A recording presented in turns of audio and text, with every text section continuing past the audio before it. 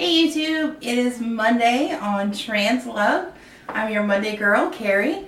And yeah, so happy Monday. Happy first day of the week.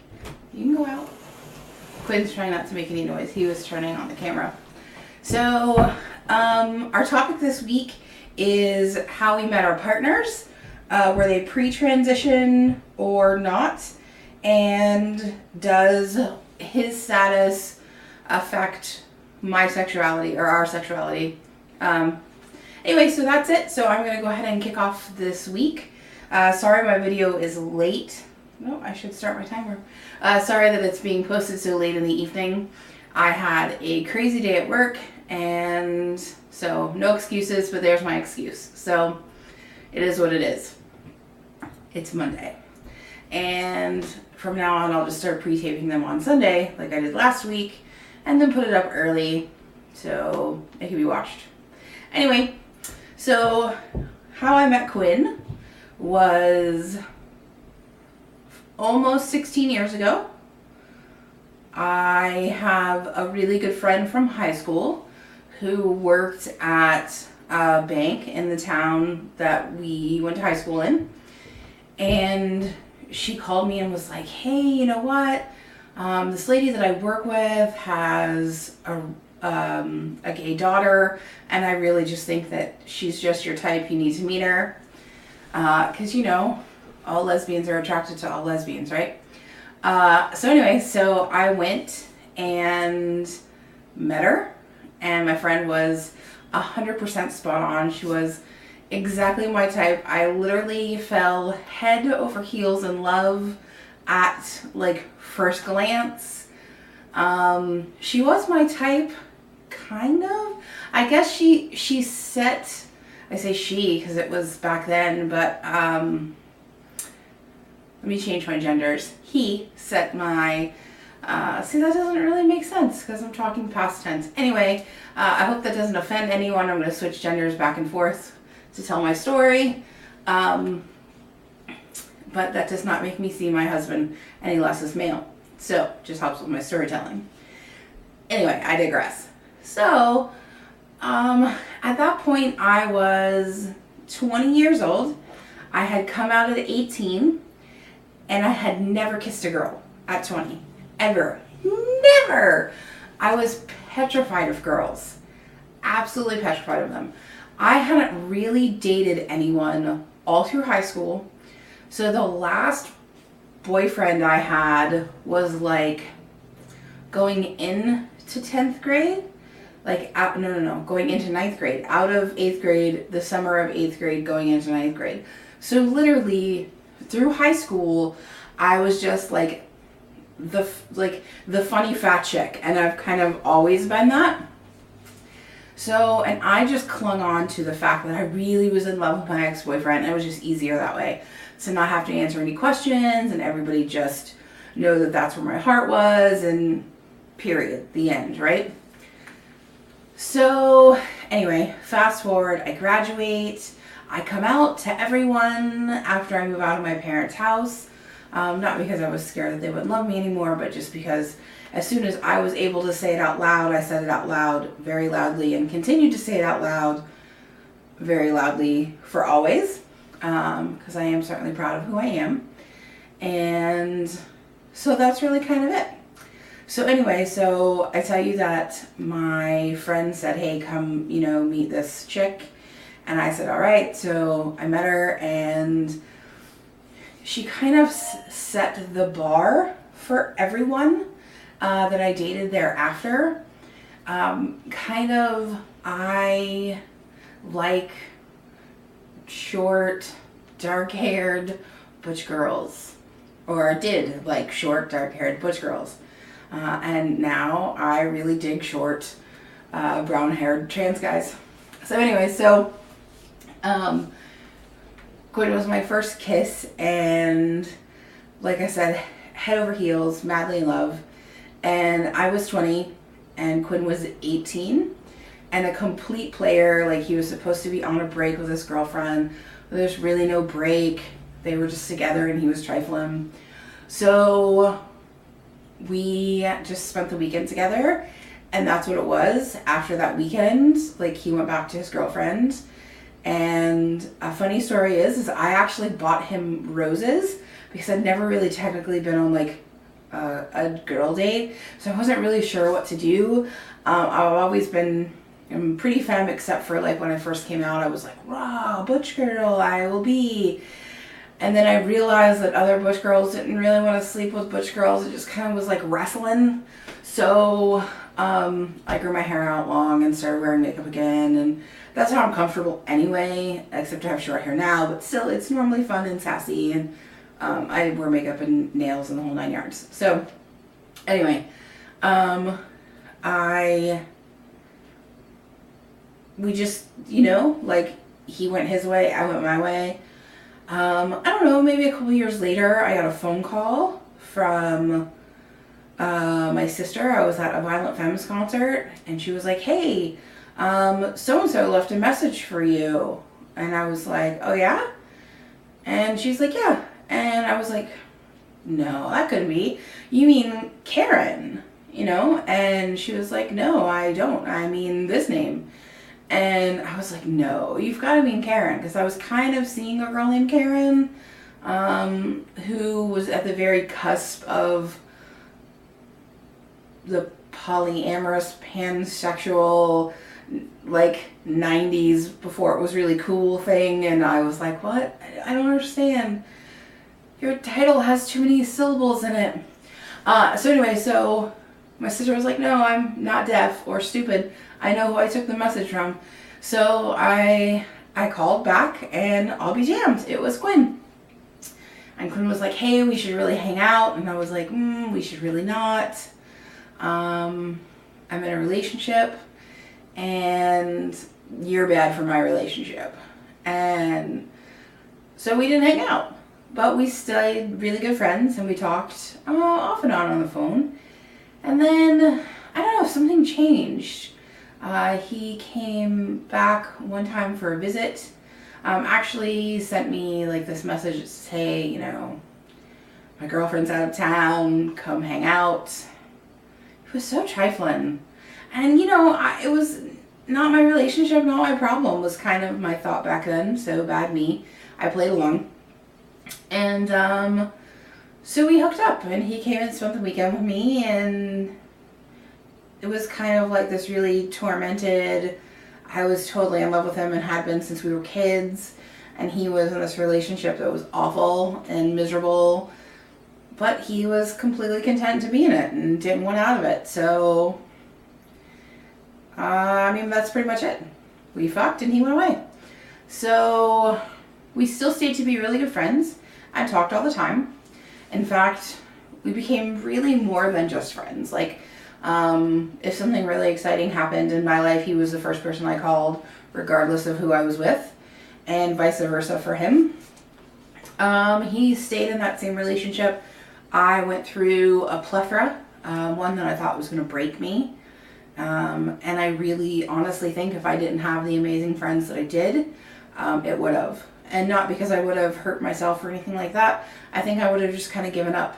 And once you give up, then, you know, life isn't worth living anymore. So, I guess I am thankful for my friends. Well, I know I'm thankful for my friends for kind of like taking the Ben & Jerry's ice cream out of my hand once it was enough and like making me feel like living again. So anyway, I digress. So again, let's see, fast forward a couple years later, this was actually 5 years ago. I got really sick. Oh no, I went too far, sorry. So 7 years ago, Quinn came down. He was living up north at the time and came down and was like, hey, come, or I'm gonna come spend the weekend with you. And he was still in the relationship with said girl that he was with last time. And they got into a huge fight, and so he was like, I'm not going home, let's make a plan, and I'm gonna figure my life out. And so I was like, okay, perfect. So we made a plan. He was gonna come move in with me, and I told my roommates, and work. He was going to transfer from the store he was working at to the store that was close to my house, and we were going to get his life together, and that was going to be the plan, and we would see whatever happened between us would happen between us, or whatever. Perfect. No. The next morning he calls and says, oh, we absolutely made up, everything's fine, I fly back home tonight. I said, all right. And he said, come see me. And I said, no, if I'm that important to you, you want to see me, you come see me. And he said, I can't, but you can meet me at the airport because you live right by it.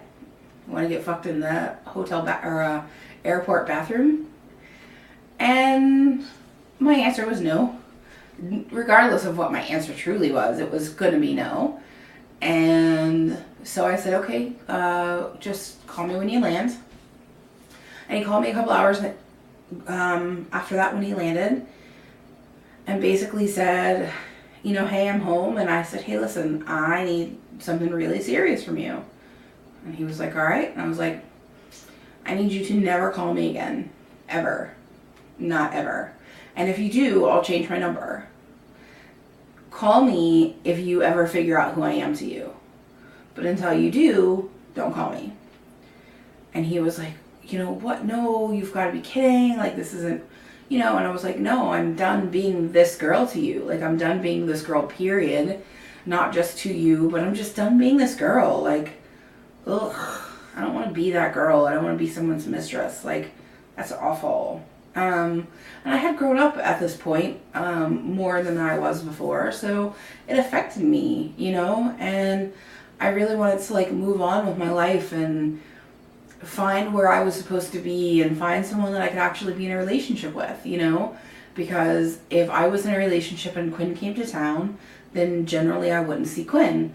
But if I wasn't in a relationship, it was like we were together, and that wasn't fair to me because I was just waiting. I was waiting for Godot, basically. So he agreed not to call me, and he didn't.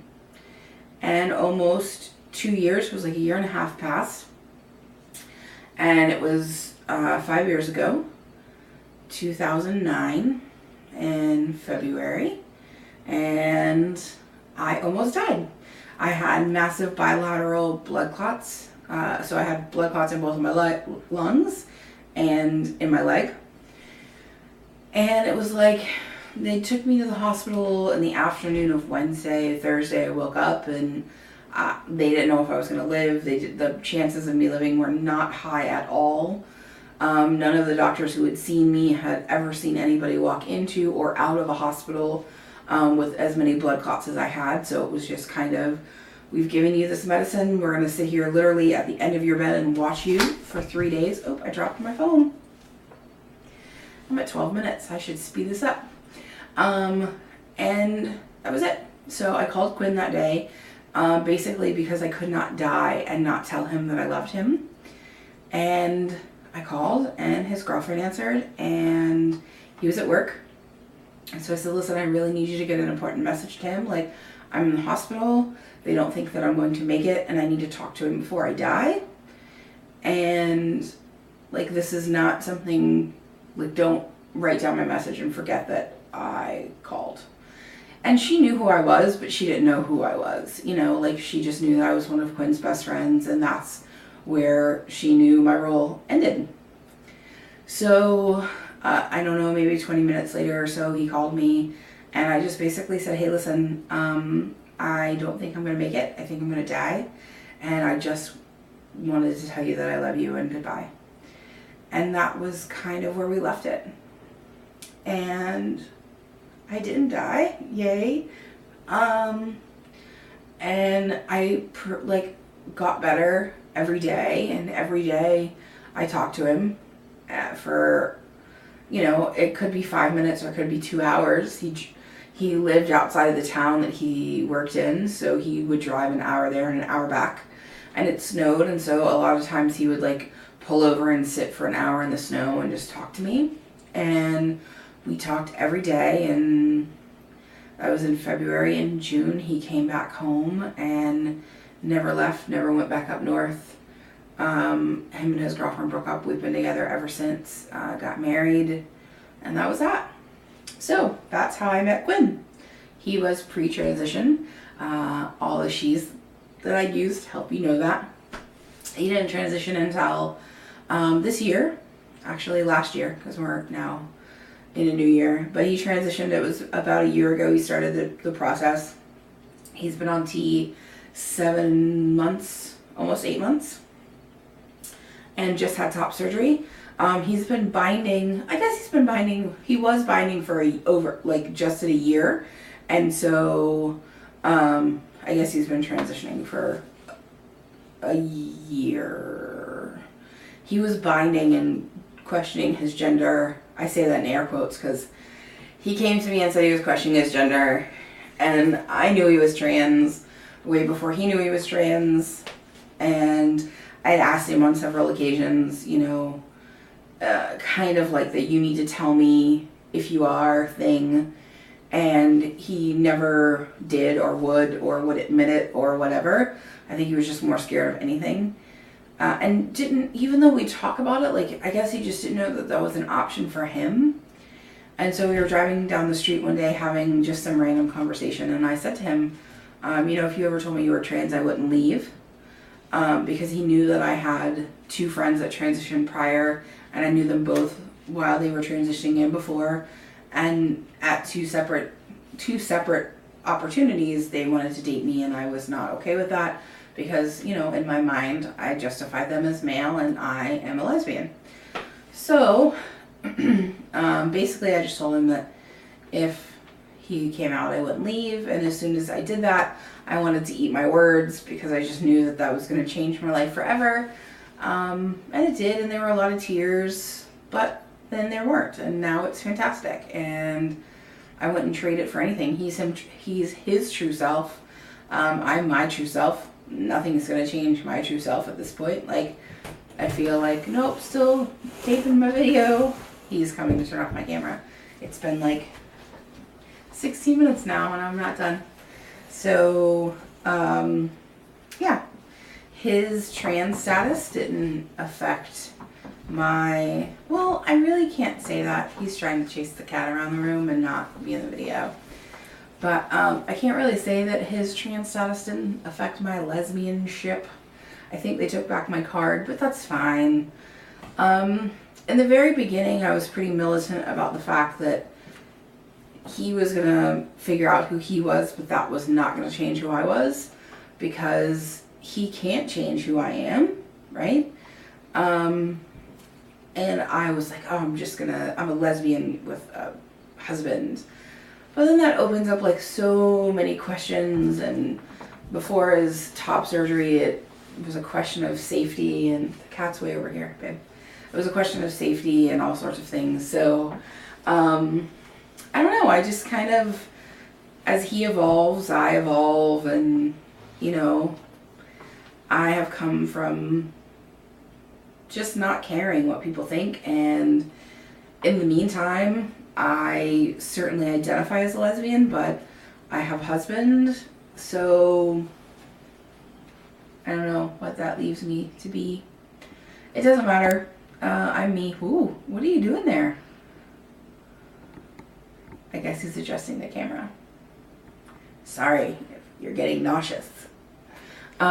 So I don't know, I am what I am, and I'm a married woman, and I'm married to Quinn. So if that makes me straight, gay, in between, or purple, I don't give a shit. I am, and I will proudly be purple. So with that, Valentine's Day for us was kind of really low-key this year. We're going through some funding transitions with my job, and Quinn is currently unemployed because he's recovering from his surgery. And so we just kind of watch TV. We watch Lost a lot over the weekend. I've never watched that show, and we're on season 3, and I've been watching it for a week. So we just kind of did not a whole lot. We just enjoyed our weekend. I slept a lot. Quinn bought me candy and roses and did the nice, fantastic husband-lovey stuff. And in turn, I got his name printed on his credit card. and his ATM card. We are in the state of Florida, and you cannot have that done until you actually have your papers saying that your name has changed. But I called the bank, and I'm a pretty persuasive girl, and I convinced the young lady who I was on the phone with that it was a safety issue for him to have a card with his birth name on it and have mutton chops. So they did it. And so that was his Valentine's Day present. So it cost me nothing, but like an hour of my time. But he said it was better than anything that money could have bought, because now he doesn't have to be concerned about using his card in public or be scared about it or whatever. He could just be like, bam, Quinn. So now we just have to get his ID fixed. So if they ask for that, he doesn't have to say, bam, that's not my name. Anyway, thank you for watching. This has been a very long Monday video. I hope it was worth the wait. I hope you enjoyed my story. I'm going to watch it back and make sure that I don't need to re-record it. If you want to like it down here, do so. Please leave comments. Please ask questions. We really want you guys to ask questions and get involved. We have a Facebook page, which is facebook.com/translovefanpage.com. Please find us there. I'll put the link below. Subscribe up top and show us your love. Bye.